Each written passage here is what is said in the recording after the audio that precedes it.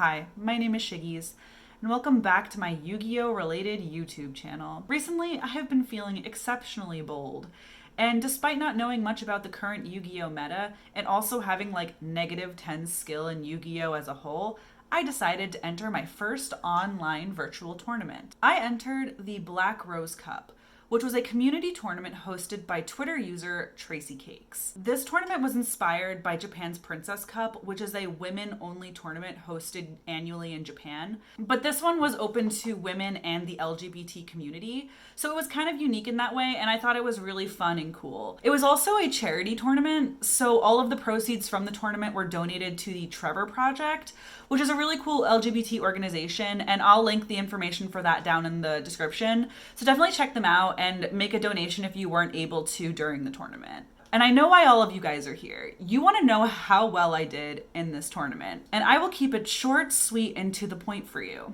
I lost. Like I said before, I've been out of the competitive Yu-Gi-Oh scene for like 10 years at this point, and I really only got back into it about 2 months ago, so I'm pretty much learning the game all over again. Like the last thing I remember is Tour Guide Inzektor, which is very out of date, but overall, I think I did pretty well despite all of that. I'm not really caught up with the current meta, and I'm not playing a meta compliant deck at this time. So the fact that I was able to, hold my own, or at least I felt like I could, I think is pretty cool. I feel like I'm really proud of myself for at least trying, and I was super nervous about going back into it and like making a fool of myself. But the fact that like I at least sort of got off my combos really made me feel good about myself. I am literally that meme of that guy who's like celebrating really hard, and he's like popping champagne and like kissing his participation medal, and like everybody else did better than him, and they're all just kind of staring at him like he's crazy. I'm just gonna put that meme here. I don't know why I'm explaining it. I have that. I can just show you. I recorded some of my games, and I thought it'd be really fun to kind of react to them and kind of see where I went wrong, see if I could do anything differently, and just kind of have fun with it, react to like how I played. I think that I did really well, but I'm gonna look back at this and it's gonna be like awful. It's gonna be awful. I want to show you guys like what my deck was and like what I was playing and like what I was thinking. I don't know. I thought that'd be fun. Whatever. I do want to make a disclaimer. We were using the Omega simulator, which is currently in beta. This was a closed beta, so please keep that in mind when viewing my footage. All right. So first and foremost, I want to show you the deck build that I was playing with. I'm not going to spend too much time on it because I think that it's not anything special or innovative, but I do think that it's important to see what we're working with here. Contrary to popular belief, I did not play Invoked Neos. I don't know how to play Invoked Neos, so I mean, thanks for having faith in me, I guess. I really wanted to focus on playing with cards that I already owned or that I intended on buying in the future. So obviously, I don't intend on buying Invocation for this particular deck in anytime soon. I don't use Malicious Bane or Dusted Gold for the same reason. I'm not dropping $70 on a card right now, and I'm really waiting for the reprint, but that hasn't even been announced yet, so I didn't even bother to put them in here. And also, I've had a lot of fun with this deck, so it doesn't really matter. This deck predominantly focuses on revealing Flame Wingman with Infernal Devicer and getting Avian and Burstinatrix to hand, and then using them as additional material. I really like it because I feel like with heroes, I'm constantly using through all of my resources really fast. And with this particular build, having the extra 2 materials is extremely helpful to get through heavy negate boards, which is pretty much what this entire format is. They're cutting my grass right now. Like I said, there's not much more to say about this build. It's pretty standard for heroes. All right, we're gonna get into my gameplay now. Out of the 3 games that I played, I only recorded the first and the last one. The second one, I forgot to save the gameplay footage because I panicked. So just disregard that. I'm only gonna react to 2 of the games today. All right, so I won the dice roll, so I like going second, and that's what I chose to do. Obviously, this deck can go first. I have Plasma Darklaw, which is a nice first turn board for heroes, but I decided to go second because I like going second. I like the ability to OTK. That's pretty much it. So, all right. And right off the bat, we have Dragoon. And while I'm not surprised, in the moment, I am so glad that I was not on voice chat with this person because I literally said a string of expletives that were definitely not appropriate or within good sportsmanship. I knew that Dragoon was going to happen, but I didn't expect it to be like the first move. Love it. And there he is. End phase with a set card. All right, so now it's my turn. And obviously E-Call into Stratos. Stratos was negated, but I had Ferris, so it was fine. Now we're going to standard Vision Hero engine, nothing exciting. Increase into Vion, very standard. Mill Shadow Mist, get another Stratos. Activate Shadow Mist's effect. And then we have Infernal Devicer. So now I am going into my combo and the combo that this deck was intended to do. So obviously we go into Infernal Devicer, we revealed Flame Wingman, and now I'm grabbing, I believe I had Burstinatrix already in hand. We're grabbing Avian, and that is a free Sunrise. So Sunrise gets you Miracle Fusion, and then you can Miracle Fuse from your graveyard 2 normal monsters to get Grand Merge. And that's what I did. So now I have Grand Merge and I have Sunrise, and then we also have Infernal Devicer. I remember this vividly, and this is where my combo gets a little messed up here. So I attack Dragoon with Grand Merge, and then I drop Honest Neos. But instead of dropping Honest Neos on Grand Merge to crash Grand Merge into Dragoon, I accidentally dropped it on Infernal Devicer and messed up my combo. Watching it, so it hurt when it happened, but like, it hurts watching it back, honestly. Why did I do that? Like, I would have had game there. At least I think I would have. So what that came down to was I just didn't practice enough with the Omega software and I misclicked. It was my own fault and I honestly deserved it. So it is what it is. I still got rid of Dragoon with Honest Neos, which was something that I planned on doing. So all that's good. But unfortunately, Grand Merge just kind of sits on the board. I wasn't able to crash him for what I would have summoned Nebula Neos.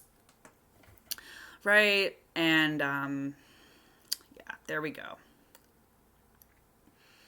And now my opponent, I don't know much about Adamancipators, so I'm not entirely sure what my opponent is trying to do here.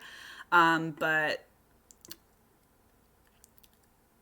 we've got, you know, the Link Cross stuff. And what's interesting to me is that my opponent had this board and surrendered.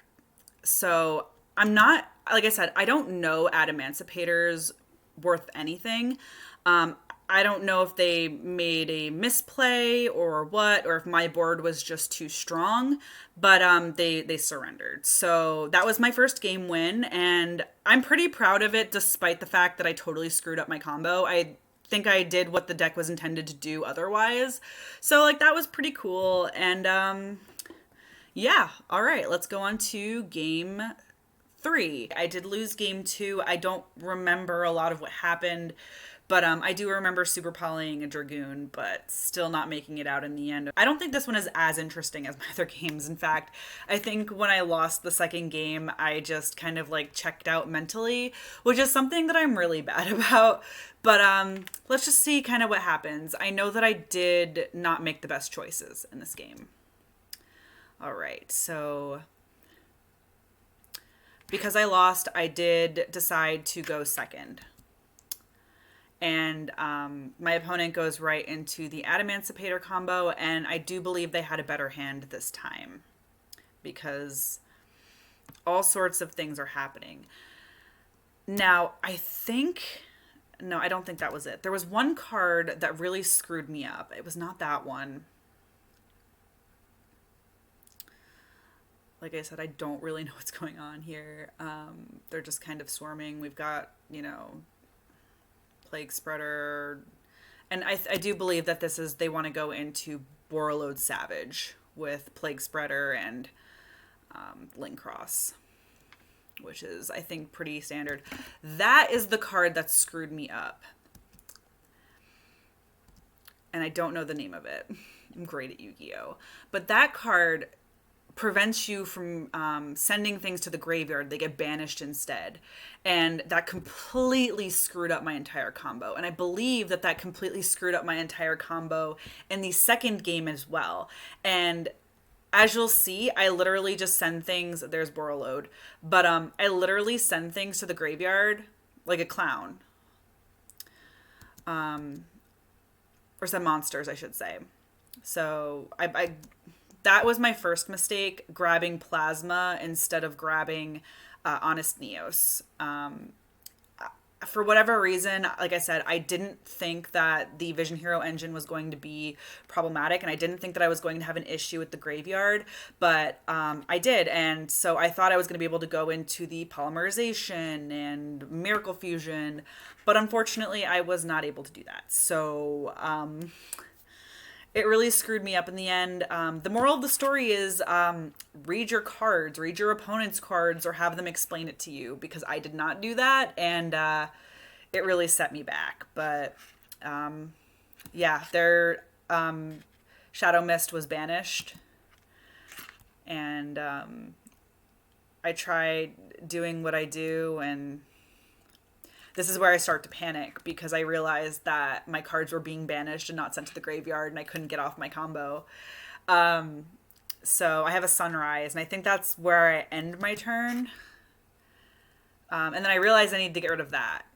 So in retrospect, I would have probably Stratos into Honest Neos, gotten rid of whatever I need, gotten rid of that card, and then went into the Vision Hero engine, and done that afterwards, and had a full board, as opposed to trying to get out the full board before getting rid of that card on the field. So,